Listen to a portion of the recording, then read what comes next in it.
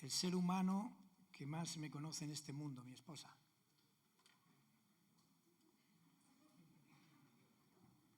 La pobre me conoce, pobrecita.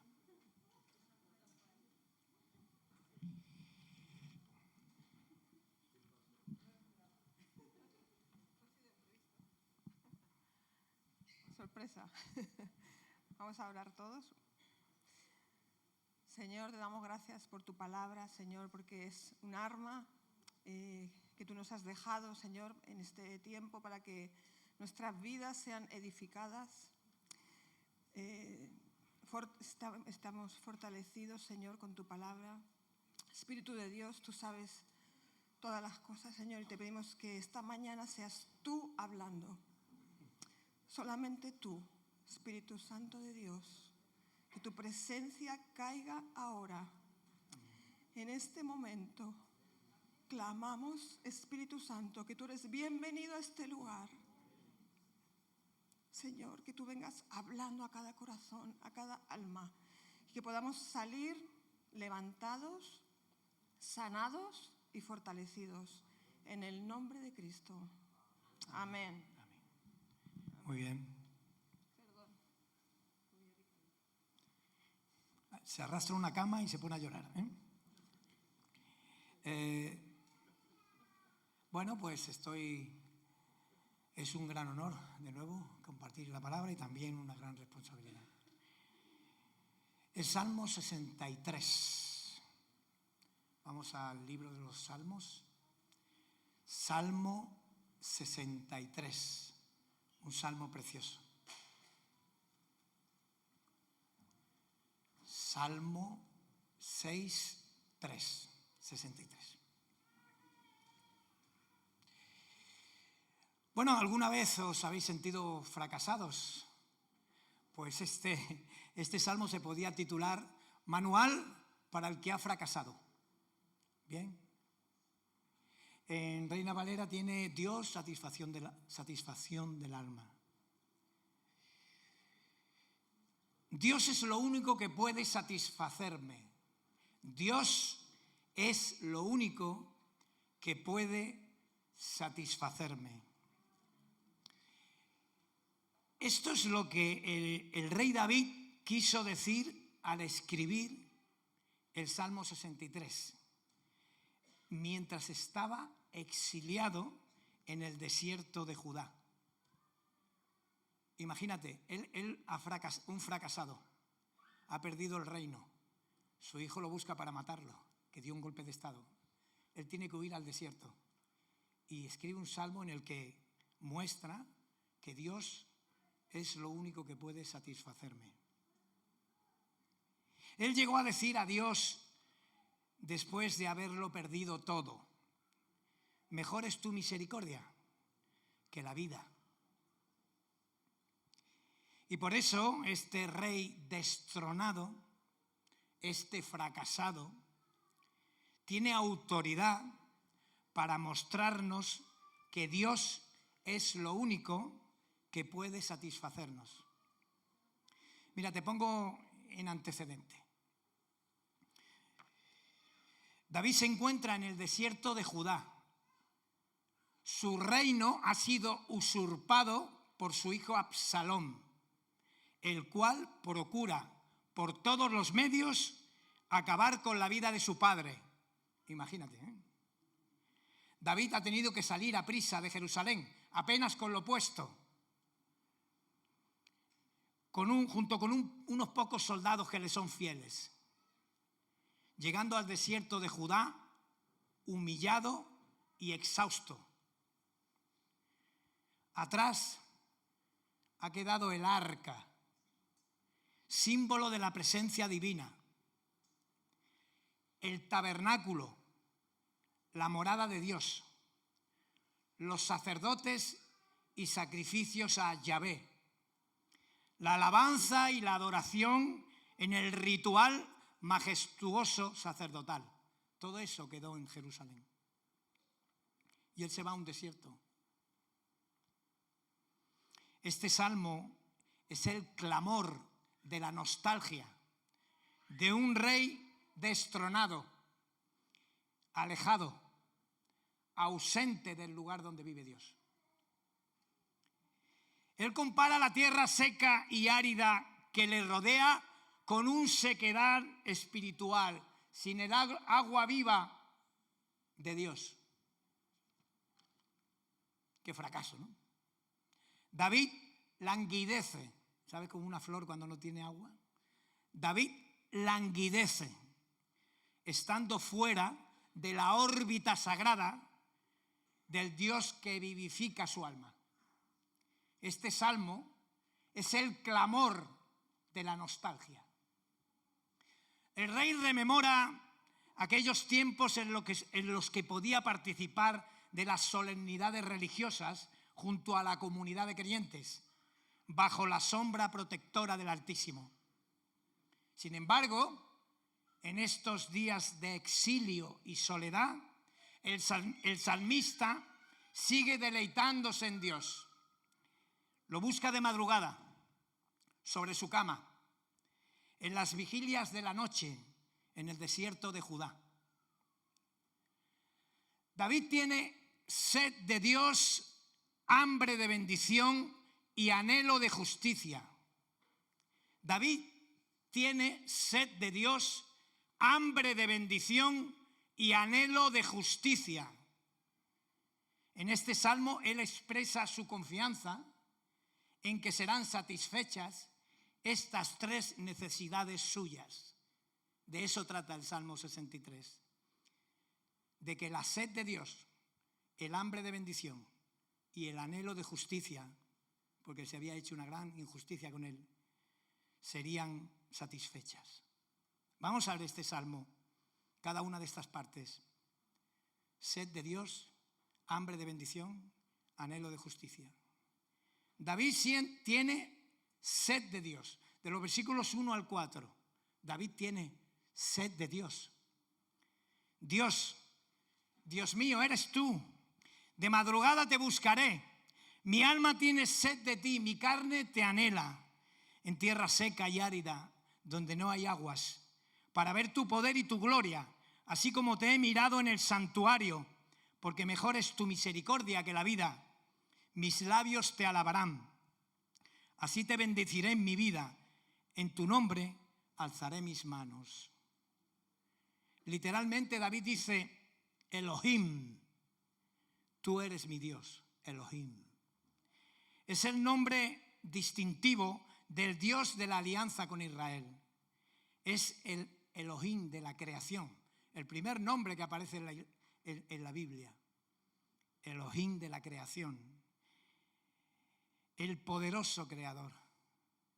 Es también el Dios de las relaciones. En las Escrituras se afirma que Elohim es un Dios de cerca, que Elohim es el Dios en quien tú confías. Dice también que Elohim es el Dios de mi misericordia. También dice que Elohim es el Dios que me mantiene desde que yo soy hasta este día. Es el Dios de las relaciones. De ahí ese lenguaje tan intimista que impregna todo este salmo. Elohim es aquel que me escucha, me acoge y me salva. Es el Dios de la intimidad, el Dios intimista. David tiene sed de este Dios tan íntimo. Él sabe que perder a Elohim supondría perder el alma entera. Aunque David sabe que la relación entre él y Elohim es inmutable, no cambia. No importa el lugar, ni la hora, ni los momentos difíciles en su vida. Ahí está Elohim, el Dios de las relaciones, el Dios íntimo. Recuerdo cuando tuve una úlcera sangrante y me iba a morir. Estuve a punto de morir varias veces en mi vida. Caí redondo al suelo. Creí que moría. Tuve que estar encamado sin moverme de la cama. Fue un trato de Dios. Él trató con mi orgullo. Resulta que acabé en la misma planta, en la tercera planta, donde había hecho prácticas con las enfermeras de la universidad, y allí ellas mismas, estas mismas me estaban cambiando en la cama, después, meses después. Me lo hacía todo encima, no podía moverme. Allí no podía leer, me mareaba, perdí mucha sangre. Pero fueron los momentos más profundos en mi vida de oración. No hubo nada como eso. Cuando amanecía, yo ya hablaba con él en la cama, sentía su presencia. Fue maravilloso. Elohim. Él sabe que perder a Elohim supondría perder el alma entera, su propia identidad. Aunque David sabe que la relación entre él y Elohim es inmutable, no cambia. David tiene sed de Elohim, del Dios de la alianza con Abraham, el creador de cielo y tierra, el Dios de las relaciones. El rey David anhela una relación íntima con Dios como la que disfrutaba en el mismo santuario en Jerusalén. Este rey deportado, exiliado. Todo su ser espera volver a experimentar el poder y la gloria de un Dios tan grande. David necesita la comunión con Dios, como la tierra árida que le rodea necesita el agua del cielo. Oh, David, qué poeta. David tiene sed de este maravilloso Dios intimista. Se podría decir que David tiene en el desierto de Judá una experiencia espiritualmente orgánica con Dios. En el desierto le fue dada una visión, porque esto es así porque dice que siente la garganta sedienta y la carne desfallecida, la boca que alaba, los ojos que desean ver, las manos que se elevan, el contacto de las manos, el calor del cuerpo adherido, madrugar, acostarse. Su cuerpo muestra esa adoración. En el desierto le fue dada una visión. Él dice, Dios, Dios mío, eres tú. Casi un susto, un sobresalto. Esta visión de Dios fue tan clara y detallada como la que había tenido en el santuario antes de su huida. La vida misma de David era un acto de gratitud a Dios, que había sido tan misericordioso con él. Por eso, aunque la vida es bella, es más bello el perdón de Dios. Manual para el que ha fracasado. Hemos visto que David tiene sed de Dios. También David tiene hambre de bendición. Tiene sed de Dios. Tiene hambre de bendición. Los versículos 5 al 8. Como de meollo y de grosura será saciada mi alma, y con labios de júbilo te alabará mi boca. Cuando me acuerde de ti en mi lecho, cuando medite en ti en las vigilias de la noche, porque has sido mi socorro, y así en la sombra de tus alas me regocijaré. Está mi alma apegada a ti, tu diestra me ha sostenido. Dice que de meollo y de grosura será saciada mi alma. El meollo y la grosura, o sea, la grosura es la grasa, lo más sabroso de la carne, los tuétanos de dentro del hueso, son las partes mejores de los animales que se ofrecían en los sacrificios, reservados solo a Dios. Lo mejor de la carne se carbonizaba, se quemaba para Él. Se quemaba para Él sobre el altar, mientras que el resto lo comían los creyentes en los banquetes de comunión. El salmista ve su relación espiritual con Dios como un suculento banquete en el que participa con Dios de su alimento celestial. Qué extraño banquete, qué extraño festín. Estás comiendo la comida de Dios con Él. La comida sagrada, reservada solo a Dios, es la que solo yo como en intimidad con Él. David siente hambre de esa comida. Está hambriento de bendición espiritual. David era un hombre políticamente incorrecto, ¿no?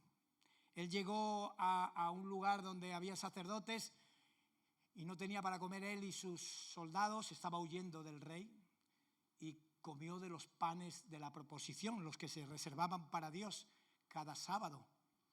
Él no reparó en comérselo. Es como si alguien viniera aquí hambriento y comiera de la Santa Cena porque no hay otra cosa.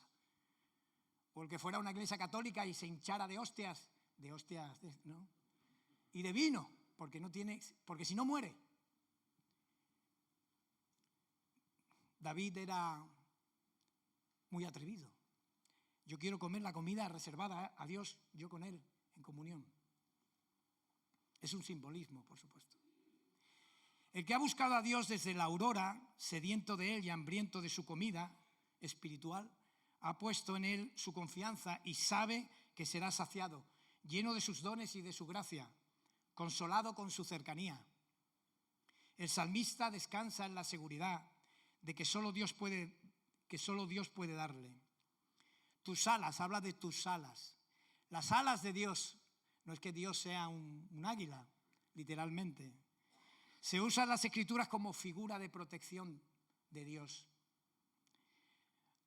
A Ruth le dijeron, tú que eres extranjera y has venido al pueblo de Israel a protegerte bajo la sombra de las alas de Dios. Es como si el salmista dijera a Dios, aunque tengo enemigos que me persiguen, tú eres mi auxilio y mi fortaleza. También David tiene apegada su alma a Dios. Él se agarra a Dios y le sigue de cerca. Puede hablar así porque Dios lo sostiene. Dios está cerca. David está hambriento de las bendiciones de Dios. Él sabe que será saciado de ellas. David, este es el manual para el que ha fracasado. David siente que sigue cercano a Dios, aunque lo ha perdido todo. Tiene sed de Dios, hambre de bendición y por último siente un fuerte anhelo de justicia divina. La guerra se acercaba. Pronto se iba a enfrentar con las tropas de su hijo en batalla. Eso se ve en el segundo libro de Samuel, capítulo 18. Y en los versículos 9 al 11 manifiesta David ese anhelo de justicia. Pero los que para destrucción buscaron mi alma caerán en los sitios bajos de la tierra. Los destruirán a filo de espada, serán porción de los chacales. Pero el rey se alegrará en Dios, será alabado cualquiera que jura por él, porque la boca de los que hablan mentiras será cerrada. Necesitamos sentir que hay justicia en el mundo, porque si no la vida no tiene sentido, ¿no? La justicia de Dios es perfecta. Recuerdo una vez, sé que en ese momento no lo hice bien, os lo voy a confesar. En ese momento pequé, me arrepentí de mente, ¿no? Porque me estaba comentando uno que había estado preso un tiempo, que bueno, el hombre se restauró y es un hombre honrado hoy en día, pero cometió unos errores de joven y estuvo en la cárcel. Y comentan que había un tipo, un albañil por ahí, un hombre normal que andaba por la cárcel y dice que uno de los presos lo apuñaló, le dio 2 puñaladas y que los demás presos le aplaudían al que había apuñalado. Y yo decía, pobre hombre, pero que no hay derecho a un trabajador que no es un delincuente común, darle 2 puñaladas ahí en la cárcel y los demás aplaudiendo. Y me dice, pero tú no sabes qué hizo el albañil, ¿verdad? El albañil abusó de una muchacha y la mató, la descuartizó, fue hace años en Salou, y la escondió debajo de un mueble que él tenía en su casa. Y entonces por un momento me vino una idea a la cabeza, de verdad, fue mala, que yo también estaba aplaudiendo. Yo también aplaudía. Y digo, no puedes sentirte así, pero es que tenemos ansia de justicia. No debemos sentir así. Que yo lo haya hecho no es ningún ejemplo. Pero no sé si me explico. David confía que sus enemigos morirán en la batalla definitiva, que era inminente. Allí murió también su hijo Absalón. Los cadáveres de sus adversarios serán devorados por las fieras del campo y sus almas irán a parar a la morada de los muertos, al infierno, al Seol. Qué enorme contraste entre la suerte de los hijos de Dios y los hijos de condenación. El rey es el autor del Salmo, el rey David. Tanto el rey como cualquiera que jura por Dios, que lo evoca, experimentará este gozo y protección de él Él es justo, hermanos. El contraste es entre los incrédulos que hablan mentira y los que juran por Dios porque confían en Él y hablan la verdad. La justicia de Dios es perfecta, es segura, cercana, completa, inevitable, equitativa y oportuna. No son como los jueces de este mundo. No te preocupes. Si te han hecho injusticia, tú eres una hija, un hijo de Dios y Dios hará justicia. No te quepa la menor duda. Cada uno pagará lo que ha hecho. La conclusión de esta predicación. ¿Tienes sed de Dios, hambre de bendición y anhelo de justicia? Ten en cuenta que no eres la única persona de la historia que ha sufrido injustamente, a pesar de tener un Dios tan grande e íntimo. Dios es la única satisfacción verdadera del alma. David ya nos lo mostró en el Salmo 63. Aunque lo hayas perdido todo, sigues perteneciendo a aquel que lo es todo y que lo da todo. Te felicito por tener un Dios así. Dios te bendiga.